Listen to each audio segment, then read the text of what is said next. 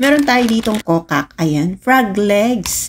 At hinugasan ko lang to. Lalagyan natin ito ng asin, paminta, garlic powder, paprika, at mamassage-massage lang natin yan. Marinate lang natin for 15 minutes. At magsalang na tayo ng ating kawali. Lagyan na natin ito ng mantika. Ilagay na natin itong ating luya at sibuyas. Tapos itong ating bawang. Hinuli ko lang itong bawang natin.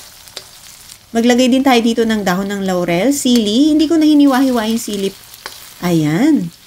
Ilagay na natin itong ating mga frog legs. Hintayin lang nating mamutla yan. Pagka medyo maputla na ay yun na yung pahiwatig na pwede na rin natin lagyan ng toyo, oyster sauce, etong asukal, ang paminta. Lagyan na rin natin ito ng tubig, konting suka. Mas gusto ko talaga yung nanunuyo-nuyo itong ating sabaw.